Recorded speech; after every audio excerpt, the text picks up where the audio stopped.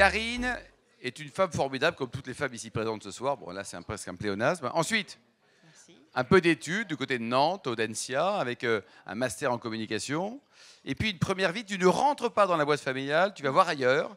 Oui. Et tu rentres chez Ralph Lauren. Et tu t'occupes des petits, les kids. Tu sais quoi chez Ralph Lauren? Bah, je m'occupais du développement commercial de la ligne Kidswear, Buzzwear, tout simplement, sur toute la partie européenne. Donc, sublime expérience et une très belle... Et j'ai appris aussi à quel point c'était important de faire le merchandising dans les magasins aussi, chez eux. Ensuite, changement de décor, tu arrives chez Cartier, au sein de cette belle maison. Donc là, tu es au marketing, dans le retail, c'est ça? Tu faisais quoi exactement? Un peu tout.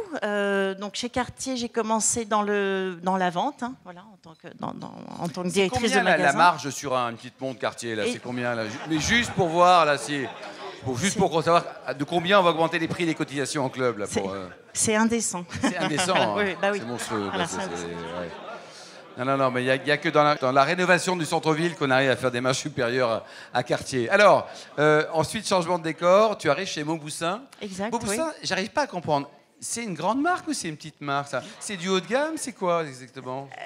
C'est une grande marque populaire. Voilà, c'est une grande marque populaire. Alors ça sent le truc un peu faux cul quand même. C'est-à-dire que la grande marque populaire... Il n'est pas là, mais bon, c'est pas... Non, mais c'est une jolie marque. Oui. C'est une jolie marque et surtout, le patron, donc Alain Neymarck, est très... Enfin, il est brillant. Il est brillant? Il est brillant. D'accord. Tu dis ça parce que c'est filmé ou parce que tu le penses vraiment? Non. Tu le penses vraiment. Alors, 2009, donc tu rejoins ton nirvana personnel, hein, familial. Tu rejoins la boîte qui a été créée par ton papa. C'était il y a 40 ans. Alors, un peu l'historique, qu'est-ce qui s'est passé? C'est devenu un expert mondial reconnu, notamment en caviar. C'est clair. Et il a créé ça from scratch. Il faisait quoi avant? Il était plombier. Qu'est-ce qu'il faisait? Presque. Il a commencé dans les années 80, dans les années 70 d'ailleurs, dans le caviar. Il a monté sa propre maison en 81 qui s'appelait à l'époque Caviar Astara. Et donc, il a commencé, il a atterri dans le caviar par hasard. Plombier, non, mais il a commencé à vendre des chaussures, des chaussettes, du savon, enfin bref, c'est un vrai commerçant, donc tu n'étais pas loin. Et il s'est retrouvé en Iran dans les années 70. Et là, il est tombé amoureux du produit. Donc, à l'époque où il y avait encore du caviar sauvage en Iran, il est tombé amoureux du produit et il est resté dedans. Voilà. Alors justement, ça, on va le dire, dans le groupe aujourd'hui, donc c'est une PME autour de 40 millions d'euros de chiffre d'affaires, 150 collaborateurs tout confondus. Vous avez du caviar, mais pas que, Karine. Alors oui, le caviar représente quand même, c'est l'ADN de la marque, c'est notre identité, c'est notre héritage, c'est ce qu'on sait faire et qui représente plus de 30% de notre chiffre d'affaires, mais pas que. Oui, on a aussi beaucoup d'autres produits de la mer, du saumon fumé, des œufs de poisson. Alors là, on est en train de trouver une filière d'œufs de poisson d'élevage au Danemark. Enfin voilà, on aime les œufs de poisson d'élevage. C'est très bien ça aussi. Alors justement, c'est fini, hein, le caviar d'élevage depuis 2008. Il n'y en a plus. Et pourquoi il n'y en a plus, d'ailleurs? Alors, parce qu'on a dépêché Fred Koubi là, en Iran là, pour aller faire ça. Alors, il est revenu. Je ne vais pas vous faire une leçon sur le caviar, mais brièvement, il faut savoir que le dernier stock d'esturgeons sauvages était dans la mer Caspienne. Et avec la pollution et aussi l'ouverture de l'ex-URSS qui est devenue la Russie en 91-92, donc tous les pays limitrophes ont eu le droit d'accéder à la pêche du poisson, de l'esturgeon sauvage dans la mer Caspienne. Et ça a été le début de la fin. Donc en 98, le poisson est classé espèce en voie de disparition. Ça n'a pas suffi pour réguler la pêche. Et 10 ans après, en 2008, c'est l'interdiction de pêcher l'esturgeon sauvage. Donc depuis 2008, on n'a plus le droit de pêcher. Voilà. Donc il n'y a plus de caviar sauvage. Tu nous rappelles les différents types de caviar, enfin d'esturgeons en tout cas qui existent? Il y a des petits, des grands. Alors c'est un poisson merveilleux qui existe depuis la préhistoire. C'est pas très beau. Non, je ne suis pas d'accord. Par rapport au bac Mauboussin, par exemple, c'est quand même pas très beau. C'est différent. Donc c'est un poisson. Alors il existe à peu près il existait à l'époque du sauvage 26 espèces d'esturgeons sauvages qui vivaient, qui étaient répartis dans l'hémisphère nord. Et aujourd'hui en élevage, parce que maintenant on élève le poisson, on élève à peu près une dizaine de poissons. Une dizaine d'espèces différentes. Et chaque poisson donnera un caviar différent. D'accord. Et puis alors l'esturgeon, donc on récupère, on prend les œufs. C'est ça. Et après on balance l'esturgeon. Qu'est-ce qu'on en fait de la maman, Non. C'est véritablement une filière durable puisque tout se recycle dans l'esturgeon, y compris la chair, bien sûr. On la fume et on la mange. La peau d'esturgeon, on la valorise, on la tanne et on en fait du cuir. La vessie natatoire est utilisée comme gel et comme en cuisine aussi, on en fait le fameux coulibiac avec le... Chef, tu confirmes? Le coulis, voilà. Le chef de l'Intercontinental avec sa belle étoile. Alors, l'élevage, le premier pays producteur de caviar au monde, c'est la Chine. Exact. Et ça, c'est pour le marché local ou c'est uniquement pour faire du dumping chez nous là? Non, non, ils n'aiment pas trop le caviar, les Chinois. Ils n'aiment pas le caviar, donc c'est que pour chez nous, quoi. Exact. Est-ce qu'il est bon, le caviar chinois, en vrai? Il est exceptionnellement bon. Pourquoi? Parce qu'il provient d'une espèce qui n'est élevée que là-bas. Donc, je vais pas vous. C'est un poisson qui s'appelle le Doricus shrinki et qui n'est élevé que là-bas, car c'est une espèce qui est issue du fleuve Amour. Et donc, cette espèce est élevée en Chine. Et c'est un poisson qu'on ne connaissait pas à l'époque du sauvage, parce que c'est un poisson qui ne vivait pas dans la mer Caspienne. On a appris à le connaître avec l'élevage. Et il donne des gros grains dorés, amandés. Et aujourd'hui, ce qu'on a la chance de livrer beaucoup de chefs étoilés, c'est vraiment l'un des caviars. Tu as un chef étoilé aussi qui te commande ou pas encore? Oui. Très bien. Et c'est l'un des caviars les plus utilisés, en tout cas dans la... par les chefs étoilés. Et alors, donc, les deuxièmes pays à égalité, c'est l'Italie et la France, c'est ça? Nous, on se tire la bourre avec les Italiens pour le vin et pour le caviar aussi, quoi. C'est ça. Ouais. Il est bon, le caviar italien? Très bon, très bon. Alors là aussi, ils ont chacun leur technique d'élevage, ils ont leur souche de poissons qu'ils élèvent et ils ont une très bonne... nous, chez Caviari, on préfère de travailler avec des petits éleveurs, des artisans, et donc on connaît un très bon éleveur près de Venise, à circuit ouvert, qui élève peu d'esturgeons, mais voilà, donc il est bon. Donc il y a l'esturgeon, parce que c'est quand même assez pollué Venise pour l'esturgeon, non? Pas tant que ça, non, parce que l'eau provient des voisines avoisinantes et c'est l'eau pure de la Sainte Benedetto. Oui, non, alors, avec toute cette production mondiale qui est quand même exacerbée, là, les prix, on est à combien là? Le moins cher, c'est combien et le plus cher, c'est combien? Alors, les prix les prix d'amis. Hein. Les prix, alors bien sûr. Pour la famille Leclerc. Les prix augmentent. Oui. Les prix augmentent parce qu'il y a... Il va acheter tout de suite parce que ça augmente, il n'aime pas. Les prix augmentent parce qu'il y a eu une baisse de la production avec la Covid. Parce que je ne vais pas vous faire un cours sur les surgeons, mais il faut attendre au moins 7 à 8 ans pour que les surgeons obtiennent ses premiers œufs. Et comme avec la Covid, on a arrêté la production, les femelles ont du mal à reprendre leur cycle. Dans la Covid et les surgeons, il y a moins de caviar. Il y a moins de caviar. Donc il y a moins de caviar cette année, les prix augmentent. Et donc, on est aujourd'hui entre 3 000, aux alentours de 3 000 € le kilo. 3 000 € le kilo. Et donc là, pour l'instant, ça va rester relativement élevé, quoi. Oui. Et le caviar français, là, donc là, du côté de la Gironde, là, du côté de chez Laetitia, là, très bien. Est-ce qu'il est bon, ce caviar français? Très bien. Alors, le caviar français, principalement, c'est une espèce qui s'appelle le Berry. Oui. Les conditions d'élevage, ce sont des élevages en bassin. Donc, on a mis du temps à améliorer avec les éleveurs français la qualité de leur caviar parce qu'il y avait des techniques qui n'avaient pas forcément acquises, notamment le fait de purger l'esturgeon pour lui. Enfin bref, c'est des techniques. Mais aujourd'hui, c'est un bon caviar. C'est un bon caviar, quoi. Et alors, la marge moyenne sur un caviar, c'est combien la marge moyenne sur on a vu Cartier. On est très peu. Non, c'est très peu. Très peu. Nous allons maintenant procéder à une quête en faveur de Karine et de Caviari, quoi. Alors, autre activité aussi, donc pendant la Covid, tu as été hyper active comme fille. Alors d'abord, tu bosses en famille avec le frangin, le père. Oui. Ça s'engueule combien de fois par semaine? Et aussi un associé, on est 4. Et un associé, vous êtes 4. Et alors, on s'engueule presque tous les jours, mais de manière bienveillante. Et on est, mais comment te dire, l'avantage de travailler en famille, c'est qu'il y a bien sûr le côté affectif, mais on se dit les choses. Donc les choses sont dites, mais on avance. Voilà. Alors, donc tu as ouvert 6 boutiques, 6 épiceries fines, Delicatessen, pendant la Covid, c'est ça? Exact. Donc c'est ça s'appelle Caviari Delicatessen, et donc on vend...